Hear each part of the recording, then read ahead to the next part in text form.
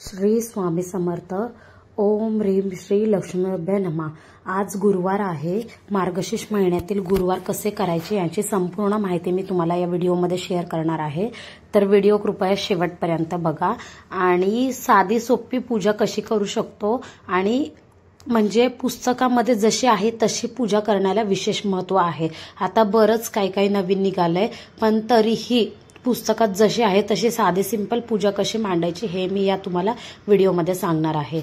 तर सर्वप्रथम आपल्याला सकाळी उठून स्वच्छ स्नान करायचं आहे आणि जिथे पूजा मांडणार आहे तीच जागा स्वच्छ पुसून घ्यायची आहे. त्यानंतर पाटा किंवा चौरंगावर आपल्याला पूजा मांडायची आहे. त्याखाली आपल्याला स्वस्तिक काढून त्याच्यावर हळदी कुंकू व्हायचं आहे. पाटावर एक स्वच्छ असं ब्लाउज पीस वगैरे असेल तर किंवा नवीन वस्त्र असेल तर ते तुम्ही अंथरू शकता. आणि ही अशी पोथी मिळते श्री महालक्ष्मी व्रतकथा. तर त्याच्यामध्ये पहिल्या पेजवर दिलेलं आहे म्हणजे व्रत कसं करायचे आणि स्थापना कशी करायची पूर्ण पूजाविधी दिलेला आहे. त्यानुसारच मी याची स्थापना करणार आहे आणि तुम्ही पण ते वाचूनच त्याची स्थापना करायची आहे. तर पाटाच्या मध्यभागी तांदूळ किंवा गहू घ्यायचे आहेत आणि ते वर्तुळाकार पसरून घ्यायचे आहेत. त्यानंतर स्वच्छ पितळेचा तांब्या घ्यायचा आहे. तुम्ही साधा तांब्या पण घेऊ शकता जर तुमच्याकडे नसेल तर. त्यावर कुंकवाने हळदी कुंकाची बोटे उमटून घ्यायची आहेत. म्हणजेच स्वस्तिक काढू शकता तुम्ही किंवा अशी 5 किंवा 7 किंवा 9 अशी हळदी कुंकाची बोटे आपल्याला उमटून घ्यायचे आहेत. तर तांब्याला असे व्यवस्थित साजर संगीत करायचं आहे आणि हे व्रत गुरुवारी करायचं आहे. पहिल्या मार्गशीर्ष महिन्यातल्या गुरुवारपासून तर शेवटचा मार्गशीर्ष महिन्याच्या गुरुवारपर्यंत हे व्रत करायचं आहे. तर आणि शेवटच्या ह्याला तुम्ही उद्यापन करू शकता. म्हणजे शेवटच्या गुरुवारी आपल्याला उद्यापन करायचं आहे. त्याचं सुद्धा पूर्ण या पुस्तकामध्ये दिलेलं आहे उद्यापन कसं करायचं ते. आणि आपल्याला इथे तांब्यामध्ये स्वच्छ असं पाणी घ्यायचं आहे. त्याच्यामध्ये हळदी कुंकू पैसे म्हणजे 1 रुपयाचं नाणं आणि सुपारी दुर्वा असं घालायचं आहे. त्यानंतर प्रत्येकी 5 झाडाच्या वेगवेगळ्या डहाळे सांगितलेत किंवा प्रत्येकी 5 पानं. तर मी डहाळेच आणलेत डायरेक्ट म्हणजे एका फांद्याला 5 पानं आहेत. तशी मी पेरू सीताफळ जांभूळ आंबा आणि उंबर असे 5 प्रकारची पानं आणलेली आहेत. डहाळे तोडून ती स्वच्छ धुतलेली आहेत आणि मग ती तांब्यामध्ये ठेवलेली आहेत. आणि आता बाजारात रेडीमेड असे मुखवटे भेटतात महालक्ष्मीचे, तर ते तुम्ही वेगवेगळे घेऊ शकता तुम्हाला आवड असेल तर. नाहीतर श्रीफळाला सुद्धा म्हणजे जो नारळ असतो त्याला सुद्धा हळदी कुंकू आणि पुष्प वाहून तुम्ही त्याची स्थापना करू शकता. आणि मी हे मुखवटा असा घेऊन आली आणि वस्त्र म्हणजे हे रेडीमेडच मिळतं सगळं बाजारामध्ये. वस्त्रमाळ घालायची आहे महालक्ष्मीला आपल्याला आणि मंगळसूत्र म्हणजे जे लक्ष्मीचा साजशृंगार असतो ते करायचं आहे. कानातले नथ वगैरे असं. तर हे आहे माझ्याकडे ऑलरेडी.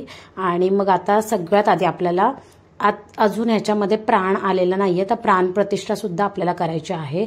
तर त्याआधी सगळ्यात आधी मी फक्त आधी कलश स्थापन करून घेतलेला आहे. आता दिवा लावायचा आहे. तर दिव्याची स्थापना करून दिव्याला नमस्कार करायचा आहे. त्यानंतर इथे महालक्ष्मीचं असं यंत्र भेटतं किंवा जर नाही आणलं ना तरी त्या पोथीवर असतं. ती सुद्धा पोथी तुम्ही ठेवू शकता ओपन करून. आणि एका साईडला मी पोथी ठेवून घेतलेली आहे. इथे आधी मी गणपतीची स्थापना करून घेणार आहे. तर विड्याच्या पानावर अक्षदा हळद कुंकू वाहून गणपतीच्या मूर्तीची स्थापना करून घेणार आहे.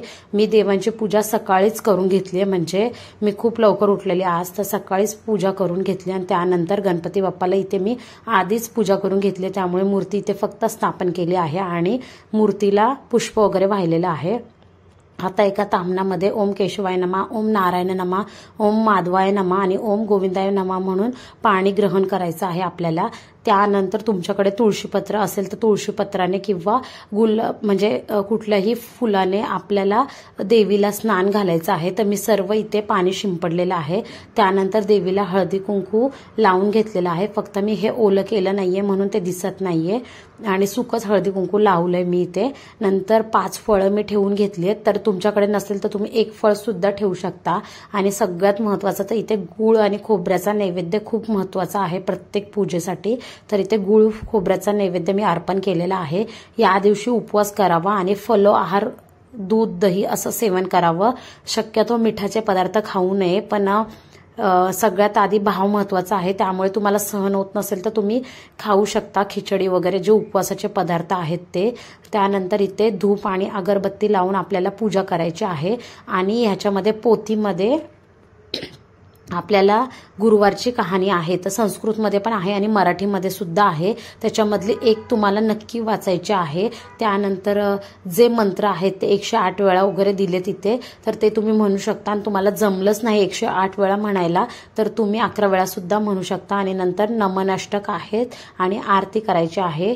अशा प्रकारे गुरुवारची पूजा करायची आहे. हा व्लॉग कसा वाटला कॉमेंट करून सांगा. नवीन असेल तर चॅनलला लाईक शेअर सबस्क्राईब करायला विसरू नका. भेटूया अशाच एका माहितीपूर्वक व्हिडिओसोबत. तोपर्यंत बाय.